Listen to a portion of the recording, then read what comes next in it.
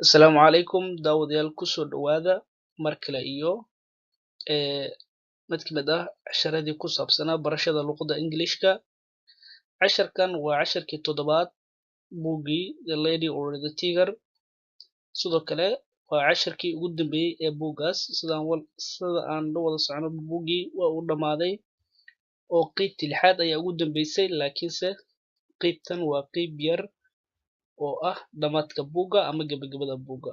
Wuxuuna ku bilaabanayaa sida tan. But laakiinse here halkani the story sheekada ends ay ku dhamaanaysa marka. waxaan dhahnay buuggii maadaama uu dhamaad ahaa maxaan dhahnay but laakiinse here halkani waxa weeye halkan the story ay sheekada ends ku dhamaanaysa marka. Sheekadan halkaas ay ku dhamaanaysa marka. Waa sheekadii buugga ee ku saabsanaa gabadhii iyo wiilkii isjeclaa iyo shabeelkii. buuggaas oo la magac baxay The Lady or the Tiger. Sidoo kale linkiga laga helayo buuggaas oo qof walba uu kala soo degi karan waxaan kusoo qorayaa dhamaadka videoga ama meesha ugu dambeysa videoga. Marka waxaan dhahnay remember xasuusnow that the king's daughter gabadha uu dhalay boqorka. King's daughter waa gabadha uu dhalay boqorka. Was a clever young woman inay ahayd gabar yar ama gabar da' yar oo caqli badan. Clever waxaan dhahnay marar badan ayaan kusoo celceliyey oo meelo badan ayay ugu jirtay buugga. Clever waxa weeye qofka markuu caqli badan yahay ayaa la yidhahdaa clever. Marka xasuusnow ayaa lagu dhahay remember. Ereygan remember waa xasuusnow, waa erey oo mataqaanaa waa xasuusnow Soomaali ahaan. marka waxa waaye remember waxa lagu dhahay xasuusnow that the king's daughter was a clever young woman inay ahayd gabar da' yar oo caqli badan inay ahayd. xasuusnow. She was in love jecel ayaa ku dhacay, wiilka jecel ayay u qabtay. She was in love waxa weeye jecel ayaa hayay, but laakiinse she was angry too. sidoo kale way caroonaysay marka. but waxa weeye laakiin she was angry too. sidoo kale waxay ahayd iyadoo jecel haya laakiin sidoo kale waxay ahayd gabar xanaaqsan ay ahayd maadaama wiilkii jeclaa aabaheeda uu sidaa u galay sidaan hore usoo sheegnay. marka waxay dhahnay she was angry too. sidoo kale waxay ahayd gabar xanaaqsan. Did she want her lover to meet the tiger? Did she want her lover to meet the tiger? miyay doonaysay in jaceylkeeda uu la kulmo shabeelka? maadaama gabadha wiilka ay u tilmaantay ilbaab marka ay tiri ilbaabkaas fur. marka waxaa la leeyahay did she want her lover to meet the tiger? miyay doonaysay in uu jaceylkeeda uu la kulmo shabeelka marka. to meet waxa weeye la kulmid ama iskor imaansho dheh, laakiin hadda iskor imaansho ay ugu jirta laakiin waa to meet waa la kulmid weeye. A fight that he must lose.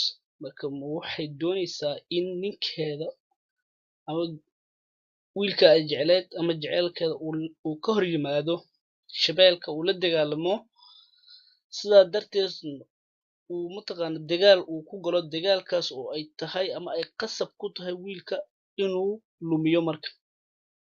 A fight waa dagaal dagaalkaasoo marka he must lose ay tahay marka inuu lumiyo marka, inuu khasaaro kusoo gaaro ama waxaa loola jeeda wiilka kuma guuleysanayo dagaalka. ama waxaa la did she want him to die? ama waxay doonaysaa inuu dhinto. waa iska caddahay inuusan shabeelka wiilka iska celin karin marka sidaa darteed waxaa leeyahay ilbaabka u tilmaantay ma wuxuu yahay midkii shabeelka ku jira miyuu yahay weye marka intaas. ama marka or weye marka or waxa weeye ama did she want him to live? ma waxay doonaysaa inuu noolaado marka. or ma waxa weeye did she want him to live? ma waxay doonaysaa inuu noolaado marka. and have another beautiful woman for his wife.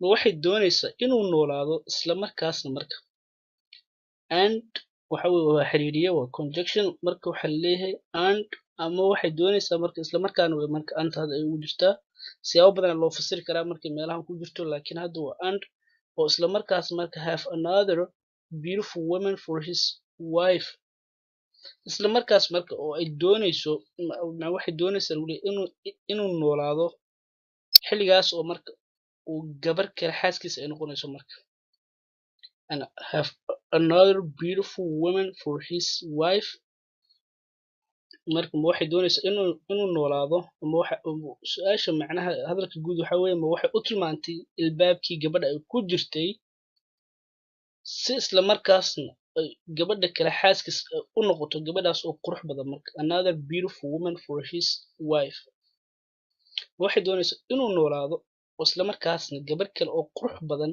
ee xaaskiisa ay noqoto to give him his other woman to give him this other woman يعني ma waxay doonaysaa gabadhan kale inay asiga siiso in a place of her booskii iyadu ku jirtay ma waxay doonaysaa in gabar kale ay gasho waxay doonaysaa uu ninkan noolaado ama shabeelkii ay u tilmaantay oo sidaas ayuu ku dhimanayaa marka way intaas marka we don't know marka ma garan karno marka annaga we don't know ma garan karno isla markaasna sheekada laguma sheegin ilbaabka ay u tilmaantay marka what ideas marka waxyaabaha fikradaha ah were at work inside her beautiful head marka ma garan karno waxyaabaha fikradaha ah ama qalbigeeda ku jiray yani waxyaabaha fikradaha ee ku jiray maskaxdeeda quruxda badan ayaa loo jeedaa marka intaas yani waxyaaba we don't know ma garan karno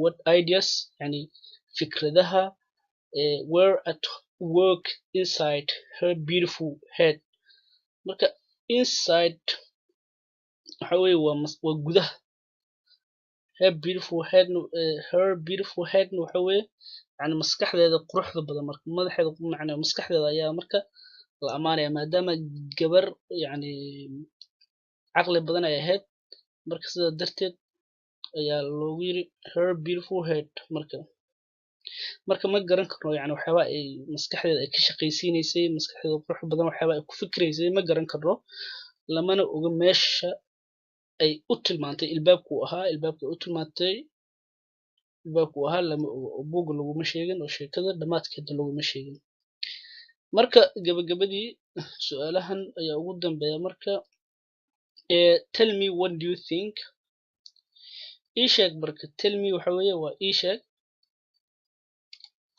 tell me waxa weeye waa ii sheeg erigan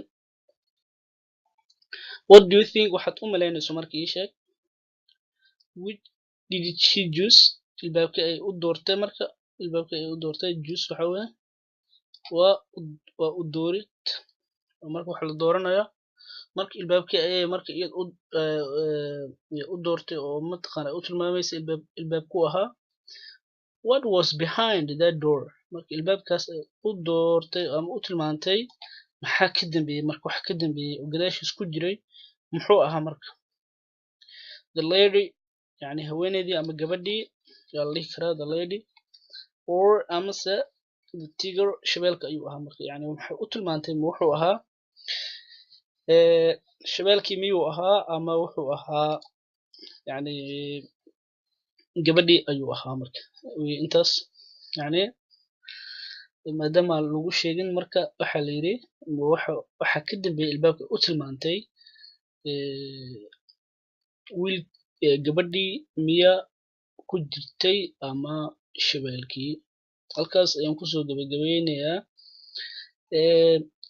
qaybtii ugu dambeysay ahna qaybtii 7aad ee buuggii ahaa the lady or the tiger descriptionka hoos ayaan kusoo qorayaa linkiga laga helayo buuggan oo dhammaystiran halkaas ayaadna kala soo degi kartaa sidoo kale waxaan bilaabi doonaa casharo kale oo buugaag kale ah iyo casharo kale oo gaagaaban oo isku jira marka yani dadku way kala duwan yihiin dadka qaar baa doonaya casharo xoogaha adag halka dadka qaarna ay doonayaan casharo xoogaha mataqaanaa bilow ah marka dhammaan waa isku dhex wadi doonaa waad ku mahadsantihiin sida wanaagsan oo aad subscribe-ka aad channelkan aad u sameynaysaan. sidoo kale wixii talo iyo tusaale ah ama aragti ah fadlan commentiga hoos ugu bixi insha Allah.